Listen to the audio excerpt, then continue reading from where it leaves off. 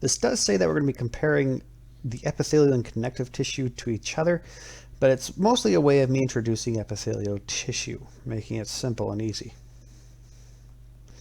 So epithelial tissue, you're going to see that it's arranged in sheets. There's a cell by a cell by a cell by a cell, a cell by a cell by a cell by a cell. You don't really have any way of any space in between them except for just that teeny tiny space that a tight junction or an adherent or a desmosome really affords to them. Something to note and to be really, really clear about is that there are two surfaces to this cell membrane. You have a basement membrane, which is the basal surface of the cell. You're hanging out in the basement. Or you have the apical surface. If you eat a pickle, you swallow it whole and it goes down, it's going to be resting on the apical side of your stomach's epithelial cells. These epithelial cells often line organs, the inside of an organ, the outside of an organ. It also is your integumentary system. It is your skin cells. Your skin is an excellent example of epithelial cells. So when one of those 5-year-olds or 6-year-olds say, "Hey, your epidermis is showing," you can say, "Oh yeah, well your epithelial cells are showing." And they go, "What? Where?" You got yourself a counterfire against them. You're welcome. You could also say, "Hey, your apical side is showing too." Good stuff.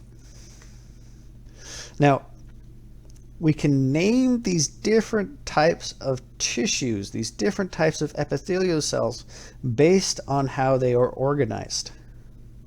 First off, you can see them in if they have layers, if they're nice and simple like a donkey, or if they are complex like an ogre. Or you can also talk about their shape. They could be squamous, which just means flat. You can have cuboidal, which if you take that apart, it's just a cube. And then there's the columnar, which is, well, they look like columns, nice and long. Now, when you're talking about naming certain types of tissues, you start off with what type of layer, and then you talk about the cell type. So you could say simple squamous, or simple cuboidal, or simple columnar, or pseudostratified columnar, and that's the only one actually in the human body we care about for pseudostratified. You could have stratified squamous, you could have stratified cuboidal, you could have stratified, not really stratified columnar in the human body, but in other places possibly. Now, to help you understand their functions is really to think about how wide they are and what they do.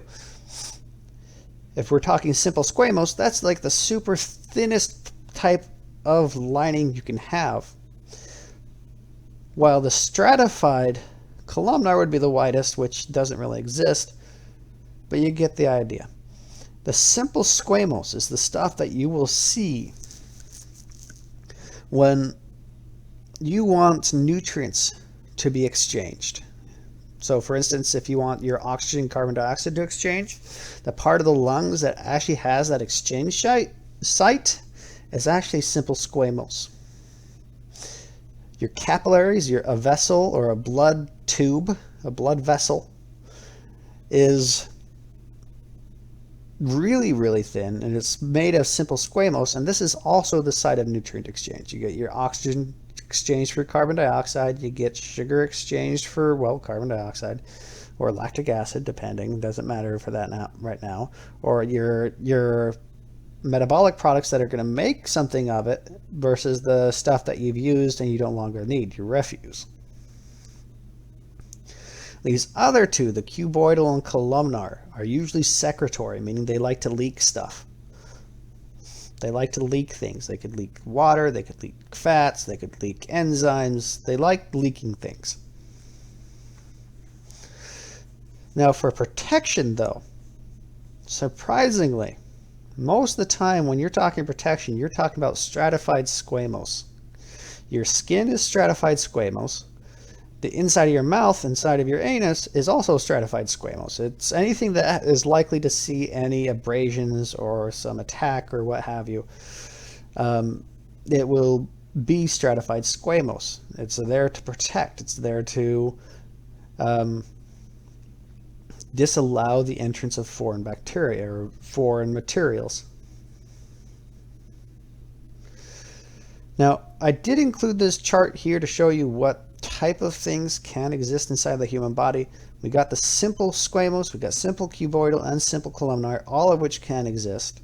The pseudostratified, there's only columnar, while the stratified squamous, stratified cuboidal, and stratified columnar, very rarely columnar, you will see.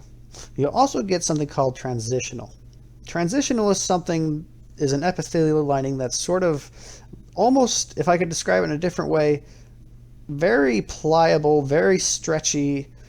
It's almost also organized almost like a chain, where if you can pull on the chain and it pulls up in a nice long thing, but if you just let it go straight down onto the ground, it globs up together. That's really good for places that you want stretch or you know is going to stretch. So the only place that really exists in humans is the bladder. The bladder can stretch really nice, or it can transition really, really nice to more wider spaces.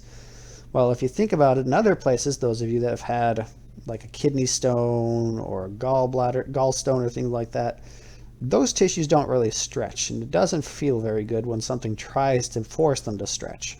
Transitional can deal with it.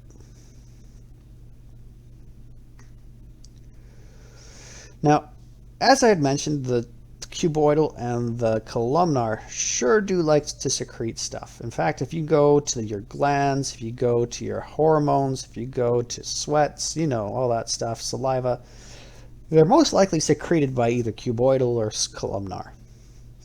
You can see here, this is a thyroid. The thyroid produces a couple of hormones. One hormone in specific is the thyroid hormone.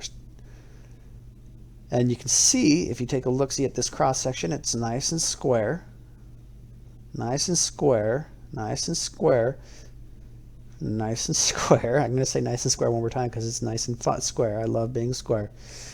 Now, it releases and does some pretty darn amazing things, but we're going to simplify it because you're going to learn about that in A&P2 later on, that it releases this thyroid hormone to increase metabolism. You'll also notice, again, that you do have some secretory glandular epithelium that can be stratified. Here's a cuboidal stratified. You can see that this is an exocrine, aka a sweat gland, is stratified cuboidal. Now, there are different types of things. These secretory things can exist by themselves, one little cell doing its job. A goblet cell is the one that you can think of. You're going to see that in the lungs. You're going to see that in your small intestine, large intestine, goblet cells everywhere. You could also have multicellular things, so like sweat glands, oil glands, salivary glands, all of which can be organized into these, depending on what they want to produce or how they produce and their function, will be organized into all these different types of structures. You don't need to know these structures quite yet as a nurse. So we're going to go ahead and talk about how they secrete things. Now, there are three different types. There's a merocrine secretion, an apocrine secretion, or a holocrine secretion. Merocrine secretions usually are releasing some proteins into a water-loving environment. Merrill is somebody that's a little stingy, just throwing a coin here, coin there, giving a little bit of its abundance, and we're good to go. Apocrine and holocrine are actually a little bit more self-sacrificing. Apocrine is actually sloughing off a piece of itself. Apocrine, a piece. Apocrine secretions literally shed off a piece of itself to complete its purpose. In this case, it's a mammary gland, so that milk that is being secreted is actually bits and pieces of cell. Your oil glands, your hairy, when you have really oily hair, you can thank the holocrine secretions. They literally go through mitosis and then sacrifice themselves. So that oily hair that you have is sacrificed, is cells that have sacrificed themselves for it, and you're just washing it out with shampoo. You horrible monsters. Now, we're going to end here shortly with the epithelial cells, but first we need to talk about the epithelial membranes and the synovial membranes. You'll notice that the epithelial membranes, there's 3 different types, and then there's the synovial membranes. Epithelial membranes that we care about are the ones here. You got a mucous membrane. You'll notice a mucus. I bet you can take a stab in the dark and say, oh, mucous membranes secrete mucus. Well done. Excellent. $5 for you. These guys are usually found in places that need some type of lubricant or need something to catch. So your nose, maybe a little bit of your mouth. There's a couple of salivary glands that secrete mucus. You also have that in your small and large intestines as well as in your stomach. Now, a serous membrane is the stuff that, if you're remembering back in the day when we're talking thoracic cavity, pleural cavity, mediastinum, pericardial, it's the stuff that's lining the organs, it's lining the cavities. It's going to release a serous fluid. This is the fluid that helps lubricate the sides so you don't get any rubbing between the organs going on. You don't want the heart rubbing against everything because it's continually working. You're going to get some friction and you're going to wear out that heart. You don't want pleural rubbing. It sounds like leather rubbing against something, against each other. Not a comfortable feeling either. You could have cutaneous, which I'm assuming most of you have heard of the word cutaneous. Cutaneous just refers to the epidermis and dermis, your skin, your integumentary. And finally, the last one, the synovial membrane. This is one that you're going to find in the joints that are free, almost free moving or have a lot of movement. They're lining it there so it can, and it's releasing liquid called synovial fluid so that it can deal with pressure changes. It can act as a shock absorber and all that wonderfulness. All of these tissues, all of these liquids are recycled to a point.